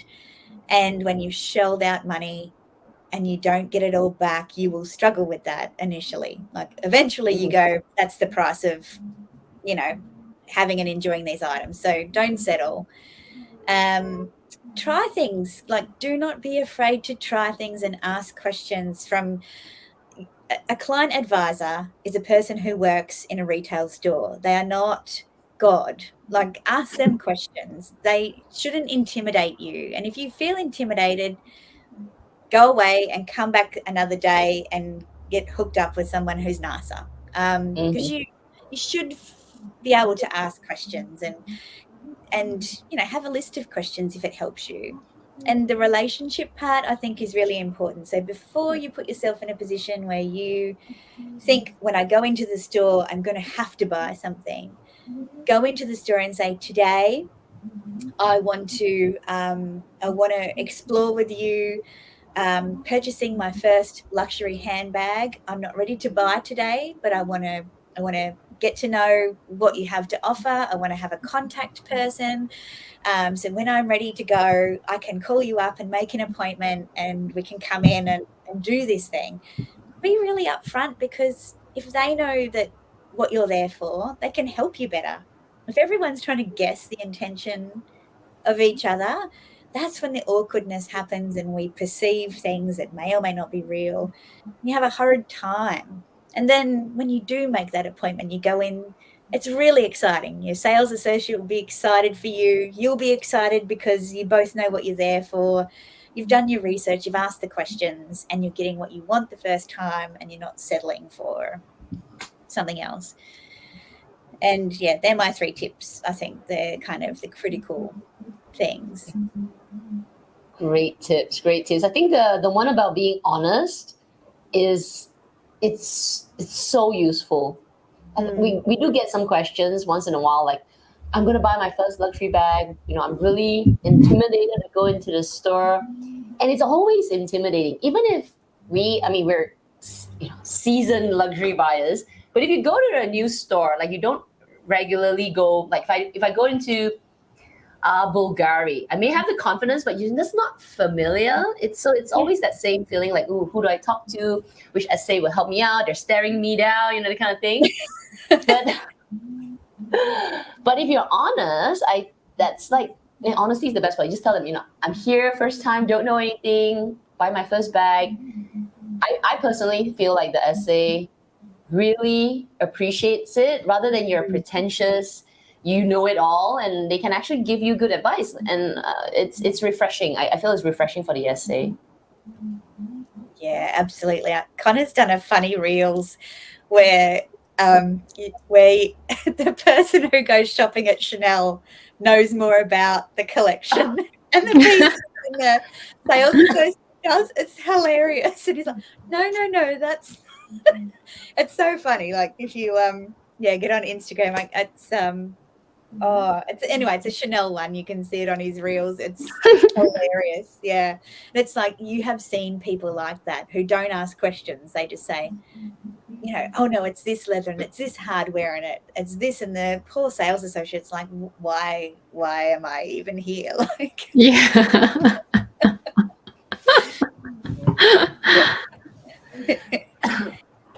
But it's just human nature, though, right? Like, you don't ever want to feel like you're wrong, or that you feel like you don't know anything. So, like, why would you want to do that to an essay that you've just met? And I think Jessie Style, she's talked at length about, she's done a few videos around people, like, and how they treat sales associates in luxury and high-end stores from her own experience. And I think, and I've seen some rude people, and I just think, why? Like, why? It reminds me of Australian tourists in Bali. Like, they can be just absolute pigs because they think, because they're there and they have money, that they behave differently. And I'm like, that's not okay. And if you go into a luxury store and you treat the people who are trying to help you badly, well, good luck. Like, they'll just do the whole, oh no, we don't have that in stock. No, we don't have that either.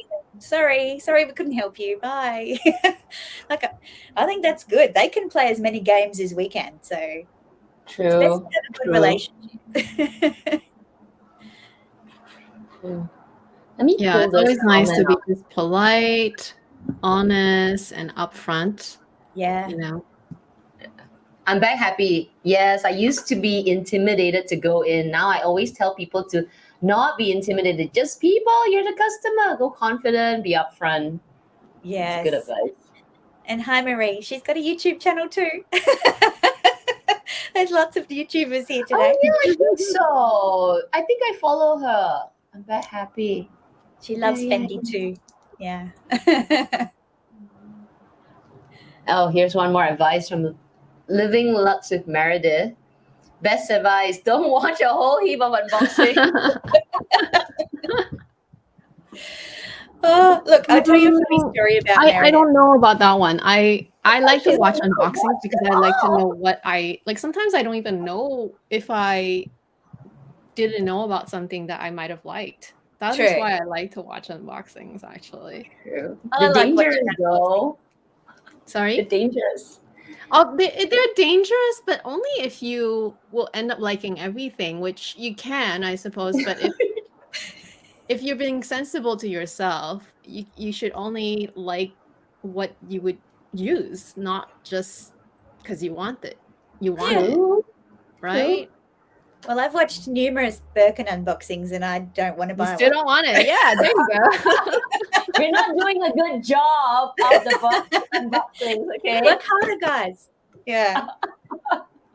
I mean, at one point it might get to you though, if you see the same unboxings over and over, it might get to you and you'd be like, oh, I never knew I would like it. But that takes more time. I think for me, the joy that I get out of watching others unboxings, it can be a small, it can be a bigger unboxing, it doesn't matter, is that, sometimes I do either already own those items or maybe I don't and I've never seen them and I don't even know that they existed, but it's something that it was up my alley, then I actually like that because then I can start asking my essay, like, oh, do we have those things here? Or at least I can start looking for those.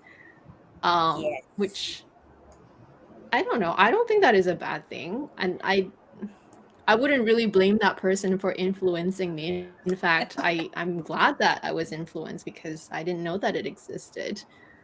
So I don't know. I think look at it Meredith's differently. been for influenced that by one. unboxings and she's gone crazy. She's got a lot of bags. I think she's projecting her the influence that's been put upon her. Oh, I see. Sorry, I don't Meredith. know. I don't think I'm that bad. Am I? Yeah. Meredith's I don't got think a I'm- huge collection. I popped a few videos. I saw like a few videos. Fendi collection is like, yeah, and like I'm so lazy to change my background. This is it. You guys gonna just see this background for the rest of your lives. But she is so hardworking to like theme the unboxing. Meredith's Fendi collection primarily started from spring summer this year. Ooh. Spring, summer. But some people work So really from fast though. From March this year, she went from, I think she had one bag that she bought 20 odd years ago in New York City, and it's grown exponentially. And the funny story I was going to tell you is that she blames me for her Fendi addiction because Aw. she started watching YouTube and she found me. And then she told her Fendi sales associate that she's come to Fendi because she's seen my YouTube videos. And her sales associate is very happy now. But I think it's still up to the individual how fast they build their collections. I do have friends who literally started, very recently and they already have it all after 6 months. And Yeah. I'm like, oh, okay. Well, it doesn't bother me, and I don't think it should bother anyone. That's what they buy with their own money. So It's It's so incredible. exciting. She's got It's incredible. loves It's incredible. It's incredible. Like, yeah. wow. Yeah. Her Louis Vuitton collection is next level. Chanel, she's got a few Hermes pieces as well, but yeah, the Fendi part is crazy. So yeah, and just impressive as hell. So it's so good. Wow. Maybe I should go to Fendi. We've got a question. I think this is for you, Dale. Sorry, I missed part of the conversation. Is Dale organizing a group Fendi unboxing? If so, I'll hold off posting my own Fendi unboxing. So what do you want to do, Dale? Can you share a little bit? Well, Corinne has a channel as well. So hi, Corinne. So you can post your own unboxing, absolutely, Corinne, but people, it was suggested to me from one of my subbies for people that don't have YouTube and people that do have YouTube, it doesn't really matter. If you wanted to submit like a little 15-second video on the DMs in Instagram, I would put them all together and do a big collaborative unboxing kind of thing in one video. So it wasn't a YouTuber's collaboration, it was more a viewer collaboration. So people who don't have YouTube channels. But I mean, we could all do that too. Like, How would they send it to you? How would they send it to you? Just a little video on Instagram, like literally 15 seconds, literally just a reveal, like a little, you know, here's my bag, or, you know, not with their face in it. And then I would just edit it all together into a big like a montage of unboxings. That's really a great idea. Yeah. I can't wait to see what you got. Yeah, I'm so 3rd of November, is that right, Dale? 3 bags on the 3rd of November. 4 bags. One's a re-edition. Did you just say 3? I said there's 3 from Cruise and 1 is a re-edition. So 4. It's as close to a haul as I get. Like, I don't do hauls at all. So yeah, this one has got me good. And if I could access some other things that I wanted, there would be more, but I can't. So well, not yet anyway. Is it only bags? Is this collection, like, is this 25th anniversary only bags? Like, do they have, you know, Tweelies, like the Fendace? For the 25th, they have, so there's 25 baguettes that are being re-released. So they've existed in the past in the old style, 1997 style, and they'll be released as a modern upgrade. So they'll have like this one, they'll have a detachable top handle as well as a shoulder strap, whereas the originals only had the top handle. Then at the same time, Cruise is dropping. And so Cruise will have ready to wear. It has a bunch of sequin baguettes, all in the same style as the purple one. Oh, a lot of leathers, a lot of kind of unique materials. There's like a shaggy, green, grinchy looking horsehair baguette. That's quite similar with bird feathers. Yeah, I'm just like, I just bought my Grinch pajamas for Christmas. I need that bag. So then they'll have all the ready to wear, which is really 90s inspired. It's like cargo style with, and the pockets on the cargos all have little baguette buckles on them. There is a 90 by 90 scarf, I think, that has the 25 baguettes that are being re-released on the scarf. So I think that's the only kind of piece that's associated with the 25th anniversary drop that is not a bag. But everything else is Cruise, but they just drop on the same day. And then Sarah Jessica Parker and Tiffany collab January. And the Marc Jacobs collab is May. And I don't know when the Mr. Porter one is, but that one's coming. Like, yeah. I didn't realize Fendi is doing so much. Like, yeah, Kim Jones is it's crazy. Cool. It's a lot. It's like a lot of new things coming out. Yeah, it is. And like, it's, I think, you know, because the 90s is having such a moment, and, you know, we're all, are you 40 yet, Kat? Have you had your birthday yet? Dang.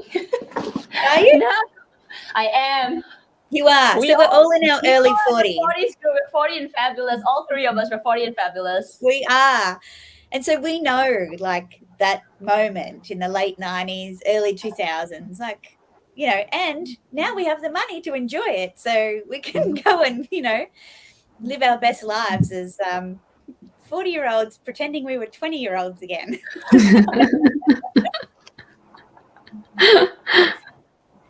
If only I had that figure, like, that would have been good. But yeah. So no, there's a lot coming out of the archives.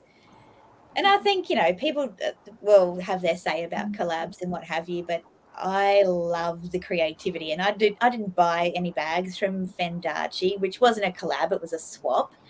And that's because a lot of the Fendi pieces were more Versace inspired than Fendi, so that kind of made sense for me because I don't buy Versace, but I still really appreciated the creativity and, you know, and what went into it. So. When did you buy your first Fendi bag again? First bag in 2020. Also, Yeah. it's fairly recent, your Fendi addiction. Your collection is yours and Meredith actually is quite recent. How many bags? Yeah, we've just how been many like Fendi this. bags? So how many bags do you have, Fendi? I think we didn't ask. How many Fendi bags do you have? How many? Oh, I don't know. 1, 2, 3, 4, 5, 6, 7, 8, 9, 10. Plus 4. Plus 4. 14. Did you count your little nano bag there? Yeah, I've got 2 Okay. of those. So 14. And a nano baguette as well. So yeah, they count. Yeah. That's a good collection from That's 2020. Yeah. And I was still buying a bit of Louis Vuitton and Chanel at the time. So yes, I've got a bit busy. Oddly, my work, and I know that we're just running over time, but I don't know if it was the same for other people. My work got really busy during the pandemic, and so my disposable income went crazy. So more money for bags.